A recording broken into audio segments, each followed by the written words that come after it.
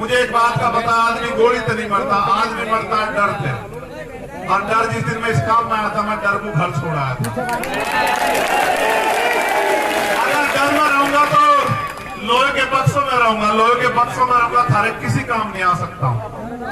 अगर थारे बीच रहूंगा तो थारे भी काम आऊंगा और मुझे लगता है कुछ करके भी दिखा पाऊंगा। तो मुझे जैसे मेरी जान को खतरा है, पूरे भारत में भीम आर्मी आजाद समाज पार्टी के माध्यम से और हमारे बहुजन पत्रकार भी, ये भी बात कहनी पड़ेगी, हमारे पत्रकार जो बहुजन समाज के हैं भाई, या जो ईमानदार पत्रकार हैं देश में, या जो ईमानदार से लड़ाई लड़ रहे हैं भीम आर्मी आजाद समाज पार्टी के लोग, या किसान सभा के लोग, या हमारे जाट महासभा के लोग, या अन्य कोई बहुजन संगठन जो ईमानदार से लड़ाई, उन सबकी जान को खतरा है। आप मेरे लिए सुरक्षा की मांग कर रहे हो, मैं यहाँ भी सुन रहा था। कितने लोगों की सुरक्षा की मांग करोगे आप बताओ? और किस किस की सुरक्षा सुनिश्चित हो सकती है? इस सुरक्षा को सुनिश्चित करने का एकमात्र माध्यम है कि जो लोग सुरक्षा देने वाले हैं उनके हाथ आपके हो जाएं। जिनसे सुरक्षा मांग रहे हो उन कुर्सियों में आप जाके बैठ जाओ। जिस दिन उन कुर्सियों में आप बैठ जाओगे, ना चंद्रशेखर आजाद को खतरा होगा और ना किसी आम आदमी को खतरा होगा। चाहे राजस्थान हो या उत्तर प्रदेश, भयमुक्त शासन आएगा, भयमुक्त।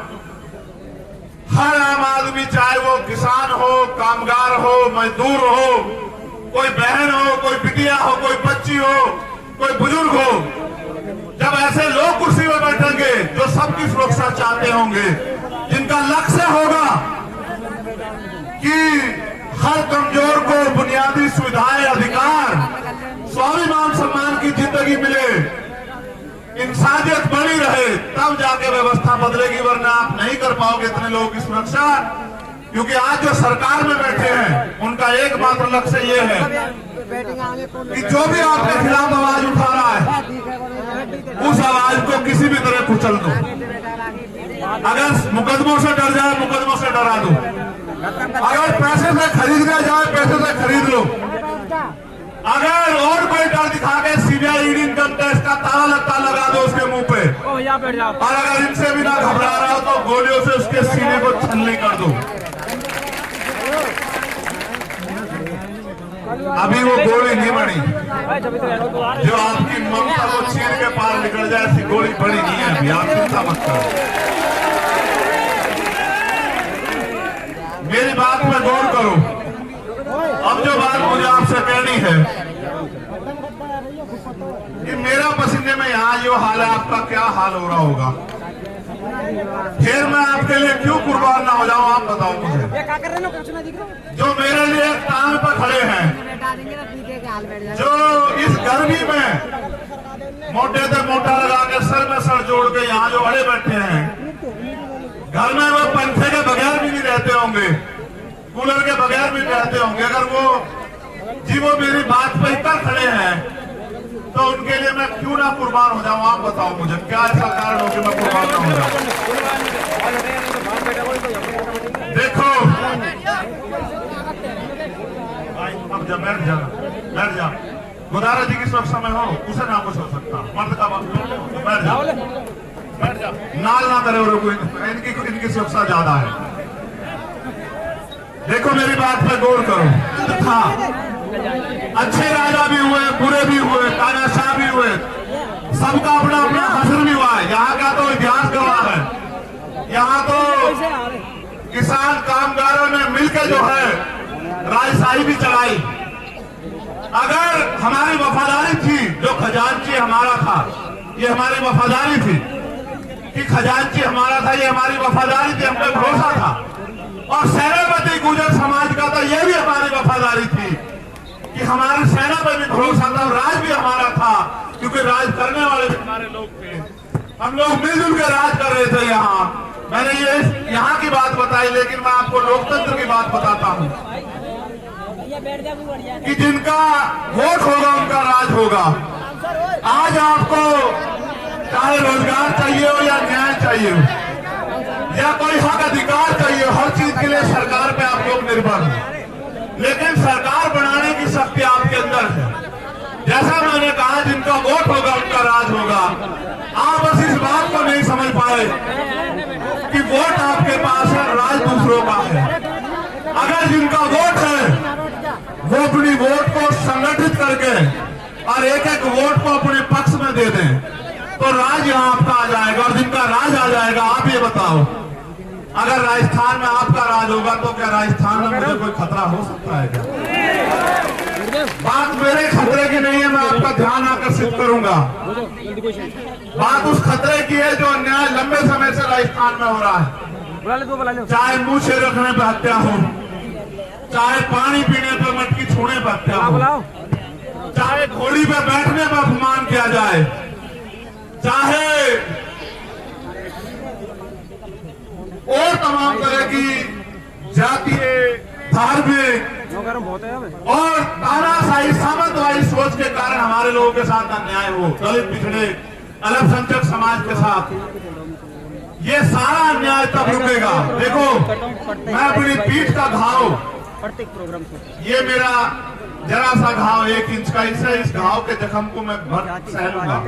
ये मेरी पीठ पे है, ये मुझे कम दिखाई देगा, लेकिन जब रोज मैं अन्याय सुनता हूँ, अपनी बहन को देखता हूँ, अखबार में पढ़ता हूँ, टीवी में देखता हूँ, वो जो घाव मेरे सीने पे होता है, मैं उस घाव से परेशान हूँ। इस दर्द को तो कुछ नहीं है, इस दर्द को तो मैं सह लूंगा, इस दर्द को सह सकता हूँ, तभी तो आपके बीच में। लेकिन जो घाव मेरे सीने पे रोज, चाहे वो राजस्थान से लगे, चाहे वो उत्तर प्रदेश से लगे, मध्य प्रदेश से लगे, उड़ीसा से, बिहार से, दिल्ली से, मध्य प्रदेश से, उत्तराखंड से, हरियाणा से, पंजाब से, जो अन्याय हो रहा है देश की सरकारों में, वो जो घाव मेरे सीने पे लगते हैं, मैं ये सोचता हूं कैसे रोकूं इस अन्याय को। मेरी बहन ओम प्रकाश नगर की से बड़ी वाली छोटे वाली गुड़िया यहाँ बैठी है। जब मैं आया था मेरे गले लग के उसकी आंखों में भावुकता थी। मुझे उस दर्द की ज्यादा परवाह कि वो दर्द कैसे कम होगा। वो दर्द एक तरीका ही है कम करने का। और जो आप मांग रहे हो सुरक्षा सुरक्षा सुरक्षा, मत मांगो सुरक्षा। इन नालायक सरकारों से कोई सुरक्षा मत मांगो। आप सुरक्षा तंत्र खुद बनो। सुरक्षा मांगने वाले नहीं, सुरक्षा देने वाले बनो। मेरे लोगों, अपनी ताकत को समझो। मैं इसको क्या जवाब दूं? आप बताओ, मैं इसको क्या जवाब दूं? मैं कार्तिक भील की पत्नी को क्या जवाब दूं? मैंने आपसे पिछली बार भी पूछा था। मैं जितेंद्र मेघवाल के परिवार को क्या जवाब दूं? मैं राजस्थान में आके क्या बड़ी बड़ी बातें करूं जब मैं न्याय नहीं दिला पा रहा हूं। आपने सामाजिक न्याय सम्मेलन रखा, हमारे किसान नेता पुष्पेंद्र चौधरी मुझसे पहले बोले होंगे। हम न्याय नहीं ले पा रहे राजस्थान में, तो सामाजिक न्याय कहां से मिलेगा? सामाजिक न्याय का मतलब समझते हो? सामाजिक न्याय का मतलब होता है हिस्सेदारी। धन धरती राजपाट में आपकी हिस्सेदारी, चाहे वो साधन हो, संसाधन हो, राज सत्ता हो, नौकरी हो, जमीन हो, हर काम में आपकी हिस्सेदारी। आपको लगता है हिस्सेदारी मांगने से मिल जाएगी? आपको लगता है हिस्सेदारी अपील करने से मिल जाएगी? आपको लगता है हिस्सेदारी किसी के पैर छूने से मिल जाएगी? एक तरीका है लोकतंत्र में हिस्सेदारी लेने का, वो ये तरीका है जो बाबा साहब अम्बेडकर ने अपने 4 बच्चों की कुर्बानी से आपको दिया। वोट का ताकत, वोट की शक्ति, वोट की शक्ति के बिना कोई तरीका नहीं सामाजिक न्याय मिल जाए। अगर ये सरकारें सामाजिक न्याय देना चाहती तो आप सोचो कि चुनाव होते हैं, सरकारें बनती है, सामाजिक न्याय क्यों नहीं मिलता? बताओ, किसान को उसकी फसल का दाम मिल रहा है क्या? सरकार आती है, किसान कागज लेके दफ्तरों में खड़ा रहता है। नौजवान को रोजगार मिल रहा है क्या? सीएचए की भर्ती वालों जिनके चक्कर में बच्चों के मैं जेल गया, उनको लाठे मारी सरकार ने। अगर नौजवान रोजगार के लिए आता, सरकार पे जवाब नहीं है। महंगाई बेरोजगारी पे बात करोगे, जवाब नहीं है। गरीबों की ताकत और लोग जमीन छीन रहे, जवाब नहीं है। मैं भी गया वहां नवलगढ़, किसानों की जमीन पूंजीपतियों को दे दी, उसमें हिस्सा मजदूरों का भी था, क्योंकि किसान की जमीन पे किसान मालिक नहीं होता अकेला। किसान को तो मुआवजे की भी बात होती है, लेकिन उस किसान की खेती से जिनके घर चलते हैं, जिस किसानी से लोगों के रोजगार चलते हैं, उनकी हिस्सेदारी भी होती है। उनका भी सब कुछ चला गया। आजाद भारत में कुछ बंटवारा नहीं हुआ, ना जिन पे जमीन थी उनको जमीन मिली, ना जो जिन पे उद्योग थे उनको उद्योग मिले, ना जिन पे रोजगार था उनको रोजगार मिले। अगर मिला तो ये मिला कि जब भी हक की आवाज उठाई तो लाठियां मिली, गोलियां मिली, जेल मिली, मुकदमे मिले, अन्याय हुआ, अत्याचार हुआ, अपमान हुआ। और अगर किसी ने आवाज खोली तो उसका स्वागत गोलियों से हुआ। मैं ये बताना चाहता हूं जालिमों को, ना आपकी गोलियों से मेरी आवाज कमजोर पड़ी ना पड़ेगी। मैं कल भी हिस्सेदारी अधिकारों के लिए लड़ रहा था और आज भी लड़ रहा हूं, कल भी लड़ता रहूंगा। और जब तक मेरे जिस्म में लहू का आखिरी कतरा रहेगा, जब तक मेरे अंदर आखिरी सांस रहेगी, मैं आपके अधिकारों के लिए, आपको आपके पैरों पर खड़ा करने के लिए, आपको ताकतवर बनाने के लिए लड़ता रहूंगा। ये वचन देने के लिए मैं आज भरतपुर आया।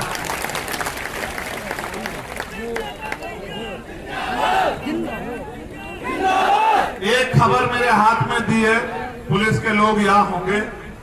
करौली जिले के 4 लड़के भी भरतपुर पुलिस ने थाने बंद कर दिए हैं। वो बस पे खड़े छत पे नारेबाजी हो रही थी, तुम इतने मत गिरो, यहाँ के लोग हो, इस सरकार के लोग हो। ये लोग जिस दिन, मैं कह रहा हूं ना, जिस दिन ये क्रांति यहां से जन्म लेगी, तुम्हारी सरकार भी उखाड़ फेंकेगी, इस बार याद रखना। क्या मेरे लोग, क्या बंद करते हो मेरे लोगों को? क्या छत पे खड़े होकर नारेबाजी करना अपराध था? वो मुझे पता है वो छत पे क्यों खड़े थे। वो इसलिए खड़े थे क्योंकि मैं एम्बुलेंस में लेटा हुआ था, मुझे देखना चाहते थे, इसलिए वो छत पे खड़े थे। छत पे खड़े होने वालों को गिरफ्तार करते हो और मेरे लोगों को छत से फांसी का फंदा बांध के लटकाने वालों को माला पहनाते हो, शर्म करो। मेरी लड़ाई पुलिस से नहीं है, मैं जानता हूं ये सरकार के नेताओं के सहारे पे होगा, उन नेताओं के सहारे पे जिनकी जमीन खिसकेगी यहां से। मैं उनको ये कहना चाहता हूं, मैं भी मालिक नहीं, ये मालिक है जो सामने बैठे, ये मालिक है, ये लोकतंत्र है, जनता मालिक है। ये जनता जिसके साथ खड़ी है वो नेता है, ये जिसके पीछे खड़ी है वो आगे बढ़ेगा। कल तक ये आपके साथ थी, अगर ये मेरे साथ खड़ी हो गई, तुम्हें मुख्यमंत्री की कुर्सी के आसपास भी नहीं जाने देंगे मेरे लोग, याद रखना। मुख्यमंत्री गलतफहमी में मत रखना, और ना रहना रहना हम हैं। पुलिस से हमारी कोई लड़ाई नहीं, पुलिस के लोग किसान कामगारों के बच्चे हैं, वो हमारे लोग हैं। वो अगर हमें लाठी भी मारेंगे तो ये सोच के मारेंगे कि अपने को लाठी मार रहा हूं। लेकिन याद रखना, सरकार से कोई हमारा रिश्ता नहीं। अगर सरकार के लोग हमारे लोगों से अन्याय कराएंगे, हम अपने लोगों की लाठियां खा लेंगे, लेकिन आपकी कुर्सियां खींच लेंगे भी, ये आप याद रखना। समय आ रहा है 2023 का।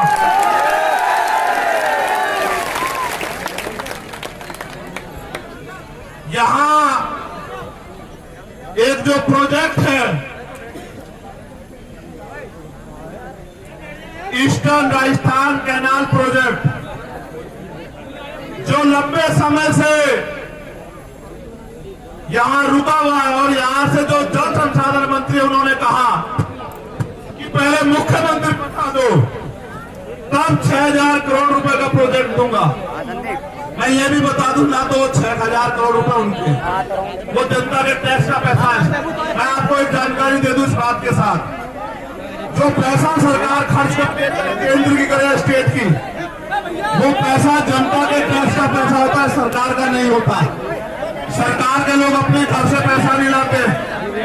तो जो केंद्रीय जल संसाधन मंत्री हो गए, फिर भी पद मांग रहा है, उससे ज्यादा उम्मीद मत करो आप लोग। इसलिए ये प्रोजेक्ट इसलिए रुका हुआ है क्योंकि करना चाहते हैं। इस बार आपको उनकी बातों में नहीं आना है, उनकी झूठी बातों में गुमराह तो नहीं हो जाओगे? बताओ, दोनों हाथ उठा के बताओ, उठा के रखो तभी मानूंगा।